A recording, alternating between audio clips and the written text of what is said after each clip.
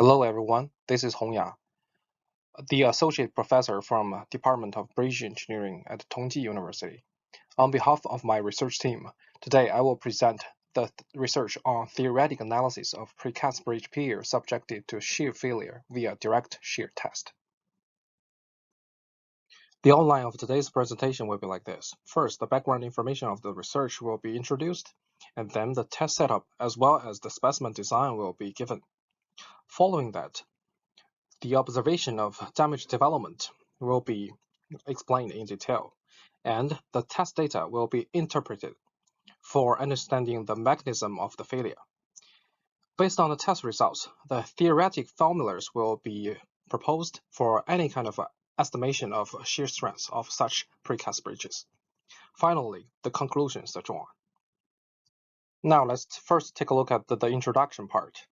For precast bridge structures, they have been increasingly applied in recent practical engineering applications, since it shortens the construction time, lowers the overall cost, and improves the structural quality, because they are pretty much prefabricated in a factory instead of made in construction site. And they also decrease traffic interruption and are environmental friendly. However, studies regarding the shear behavior of short precast bridge columns are very limited. There are only a few design codes that consider such estimation. For example, the AASHTO provides the codes for precast components, but these components are not solely for bridge columns, which does not consider combined effect of shear moment and axial load. And the ACI code is similar to that of AASHTO, but effects of cohesion and aggregate interlock are omitted. The FIB model code comprehensively considers the bond strength, friction, and dowel action for the connection shear strength, but some factors are still missing. Therefore, in this study, there are two major tasks. The first one is to carry out the shear test of 5 short precast bridge column specimens with different connection designs. This is to understand the influencing factors that could cause the shear strength differences. And based on the test results, the second task is to propose a new theoretic method for shear strength estimation of the columns for different failure stages and types. After the introduction of background information, now I will give the details of the test setup and specimen design. There are 5 1/3 scale specimens as shown in the figure. Specimen number 1 is of the most common design of precast bridges, with grouted splice sleeve connectors embedded in the footing for connection, hot rolled steel bars retaining the nominal yield strength of 400 MPa for longitudinal reinforcement, and a 2 cm thick high-strength mortar for bonding adhesive. Specimen number 2 replaces high-strength mortar with a 3 mm thick epoxy, which is to study the influence of shear transfer from material with lower elastic modulus. Specimen number 3 adds shear keys to the design of specimen number 1, which is to investigate potential improvement provided by the added element. Specimen number 4 replaces the longitudinal rebars of specimen number 1 with lower grade, which is to investigate shear strength variation provided by the longitudinal reinforcement after the slip of joint. Specimen number 5 alters the location of the connectors from footing segment to column segment, which is to understand the change of failure mechanism, since the grouted splice sleeve connectors in the column are also common due to the convenience in grouting of mortar. The key features of each specimen are summarized in the table. Other than that, all the specimens share identical dimensions for comparison purposes. And the material of hoops and ties of each specimen stays the same. There are mainly 6 types of material, including normal concrete for each segment, and high-strength mortar as well as epoxy for connection, and hot-rolled rebar bars and hot-rolled plain bars for reinforcements. There are also mainly 3 types of sensors. The first one is the built-in load cells for each actuator, and the second one is the displacement sensors to monitor the lateral displacement for to the 2 segments. And the third one is the strain gauges, and they are placed 20 millimeters and 200 millimeters above and below the joint interface. And for each longitudinal rebars, they are monitored with the strain gauges, and at the corresponding locations, the transverse rebars are also monitored. The sketch of the test setup is shown in the bottom left figure. As shown in the figure, there are two actuators. The first one is to apply the vertical load, which is to simulate the mass from the superstructure. And the second one is to apply the lateral load, which is fulfilled by a 300-ton hydraulic jack. And the loading protocol is actually shown in the bottom right figure for the lateral load. And the step size of the load is 100 Newton, which is applied in 1 minute. And then it will be held for 3 minutes for observation of damage. After the introduction of test setup, I will then present the observation of damage development. To facilitate the introduction of damage development, the 5 damage levels are defined first. The first level is subtle, which means the crack initiation. And the level 2 is minor damage, which is indicated by rebar yielding or crack expansion. Level 3 is medium damage, which is indicated by crack penetration. And level 4 is severe damage, which means the full development of diagonal crack or opening of connection. Level 4 is failure or collapse, which is indicated by stress degradation. For specimen number 1, it is of the most common damage per development of the precast bridge column, with crack initiation, yielding of rebar, joint opening, and slip of joint. Finally, the concrete spalling and rebar buckling indicates the final damage or failure of the structure. For specimen number 2, it replaces the high-strength mortar with epoxy for connection. And each level, it has lower shear strength compared with specimen number 1. And also different from specimen number 1, at the failure stage, the longitudinal rebar is fractured instead of buckled. For specimen number 3, it adds shear keys to the joint interface, and the overall shear behavior is similar to that of specimen number 1.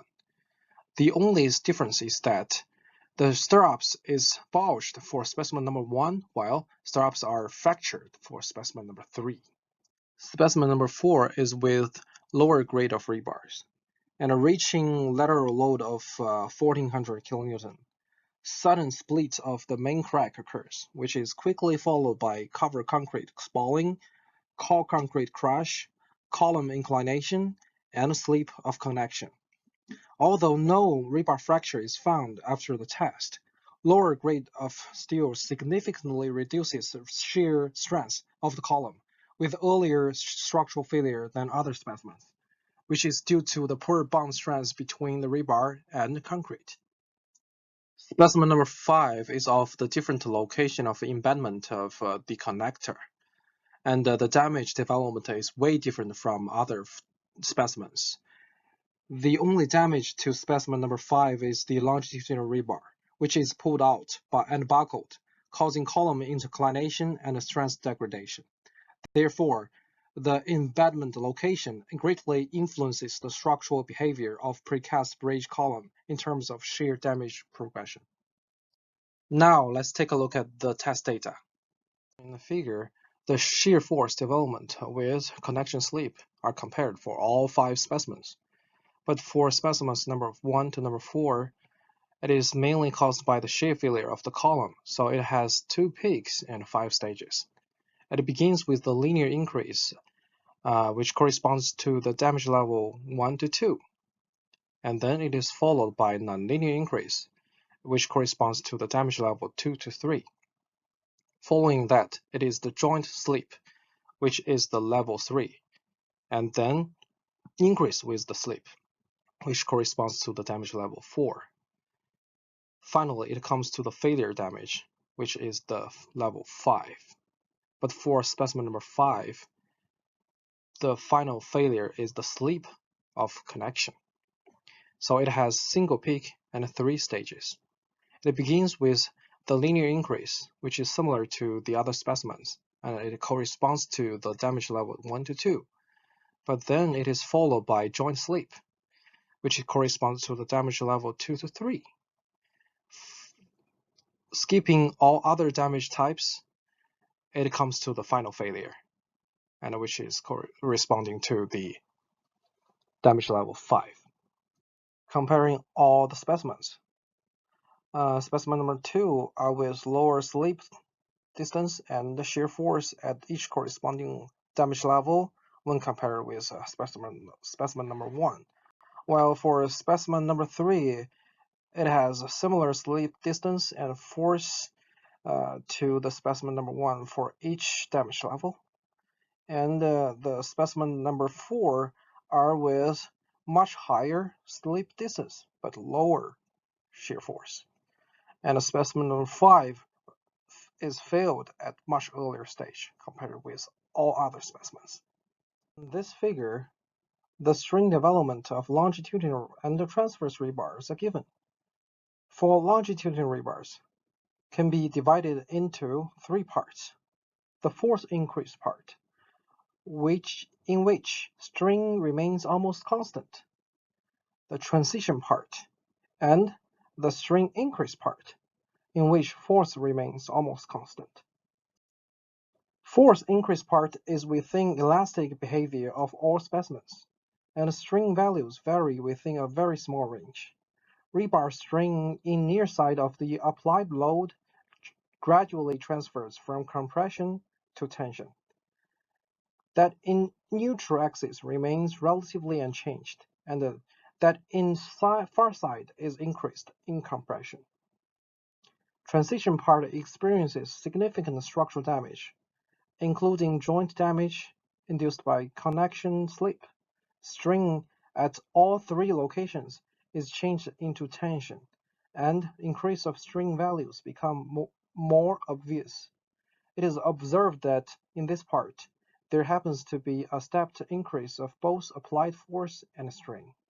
After a small amount of concrete surrounding the rebars is crushed, the rebars are proceeded to the nearest intact surface, and the new surface continued to be crushed. Such repeated procedure has created the stepped curve. String increase part is with full opening of connection, and therefore lateral force is kept in small range of variation. At the same time, significant amount of strain is increased, where longitudinal rebars have taken all the applied lateral force after concrete has been fully crushed. For the string development of the stirrups, the string of the specimens number 1 to number 4 remains stable before crack initiation, and a gradual increase is then found after cracks are observed. Sharp increase is at the damage level 3, which indicates shear load is mostly taken by the stirrups, with widened concrete cracks. However, string development of stirrups in the specimen number 5 is different, which remains relatively small value even after connection is open. This is due to the strengthening effect provided by the grouted splice sleeve connectors that prevent major damage from occurring in the column segment. After understanding the failure mechanism of the tested specimens, let's take a look at the theoretic formulas. As given in the previous section, the first peak is caused by the sudden split of the main shear crack within the column.